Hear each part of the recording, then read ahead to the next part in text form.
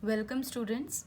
In this video we will solve sums of exercise 5.7 of chapter 5 a continuity and differentiability of NCERT class 12th. Find the second order derivative of the functions given in exercise 1 to 10. Here we have to find the second order derivatives of these functions. So we have to differentiate this function two times. So first of all, d by dx of x square plus 3x plus 2, that will be equal to, differentiating this function, 2x plus 3. Now again differentiating this function with respect to x, we will get second order derivative as d by dx of 2x plus 3. That will be equal to, differentiation of 2x plus 3 is 2. So second order derivative here is 2. So this is our answer. Now similarly in second question, here x to the power 20. So first order derivative of x to the power 20 will be, 20 comes forward, x to the power 20 minus 1, which will be 20x to the power 19. Again differentiating this, this is the second order derivative, represented by d square by dx square. That will be differentiation of 20x to the power 19. That will be equal to 20 into d by dx of x to the power 19. So 19 comes forward and it becomes x to the power 19 minus 1. That will become 380 into x to the power 18. So this is the required answer. Now look at the third question. Now in third question, we have to apply the product rule here. So differentiating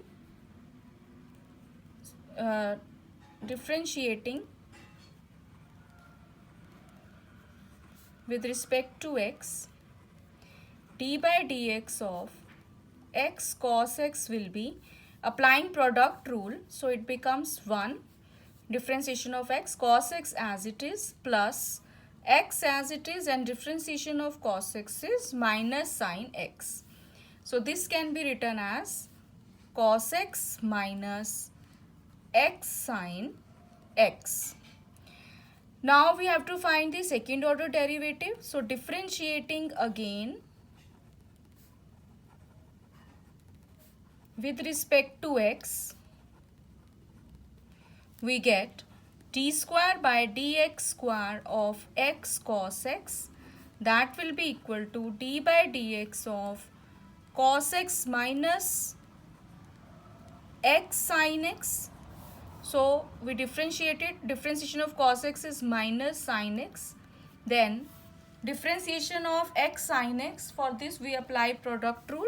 So differentiation of x is 1, sin x as it is, plus x, differentiation of sin x is cos x. So this becomes minus sin x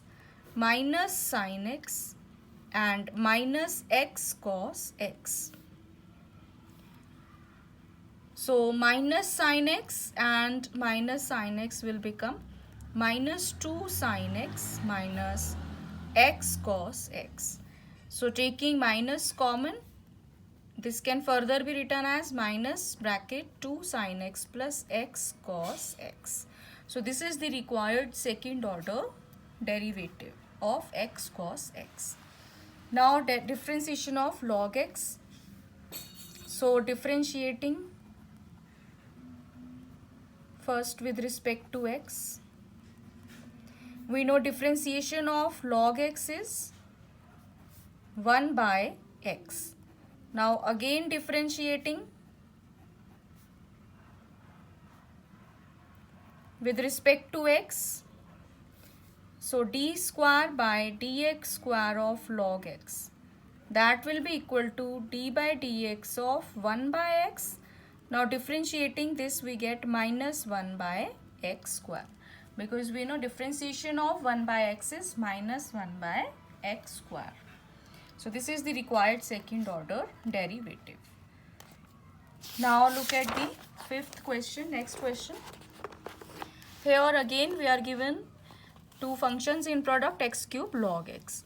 So d by dx of x cube log x, differentiating this function, applying product rule, differentiation of x cube is 3x square log x as it is plus x cube as it is, and differentiation of log x is 1 by x, which can be written as 3x square log x plus x square. So second order derivative will be d by dx of first order derivative. Again we will differentiate it. So 3x square log x, here we will apply product rule. So differentiation of x square is 3 into 2x log x as it is plus 3 we will take common. We can take common because 3 is a constant term. So we will write it like this, plus now x square as it is, and differentiation of log x is 1 by x, and then plus differentiation of x square is 2x, so that it can be written as 3 bracket 2x log x plus this x cancels out and 1x will be left plus 2x. So opening the bracket, 6x log x plus 3x plus 2x. That can be written as 3 and 2x is 5x plus 6x log x, or you can take x common, so 5 plus 6 log x. So this is the required second order derivative of this function. Now look at the sixth question. Here it is e to the power x sine 5x. So again we will apply product rule, first differentiating this ex sine 5x. Now differentiation of exponential function is its exponential function itself, and keeping sine 5x constant, then plus keeping ex constant, and differentiation of sine 5x will be cos 5x into 5 comes forward. So this is the differentiation of this function. So again differentiating it with respect to x, that will be differentiation of ex sine 5x plus 5ex cos 5x. So we will differentiate it again. So again applying product rule, ex, differentiation of ex is ex, sine 5x as it is, plus now we will differentiate sine 5x, so 5 comes forward and cos 5x.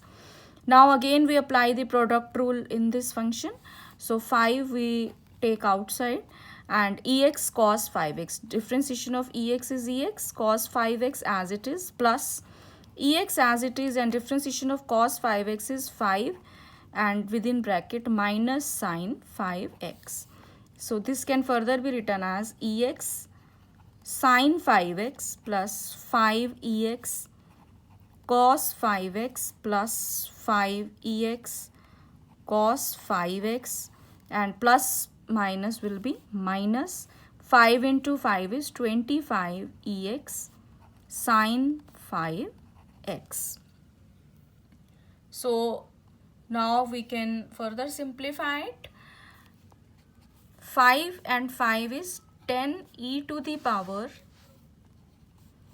x cos 5x, and minus 24 e to the power x sine 5x.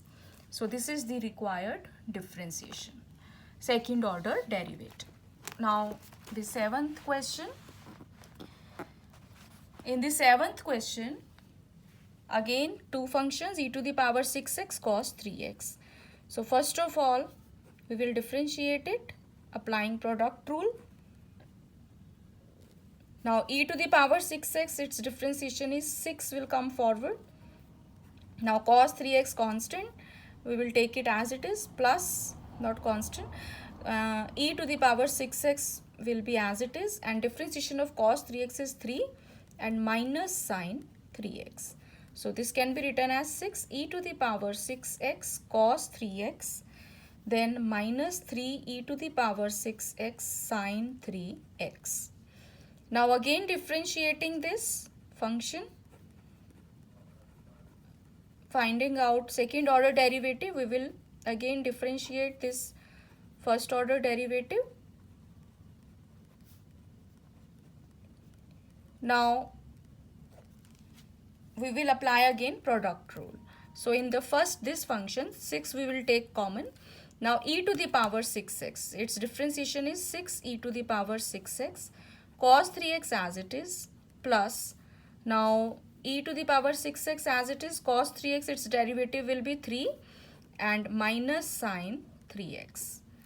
Then minus, now 3 will come out, it is common, and e to the power 6x, its derivative is 6 e to the power 6x sin 3x as it is, then plus e to the power 6x as it is, and differentiation of sin 3x is 3 cos 3x.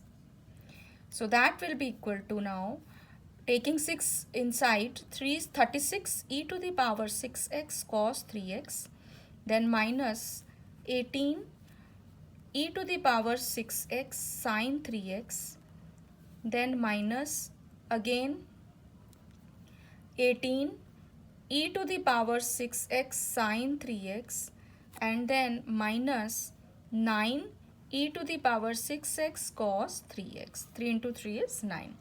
So we are left with 36 minus 9 is 27 e to the power 6x cos 3x, then minus will be plus, minus 36 e to the power 6x sin 3x.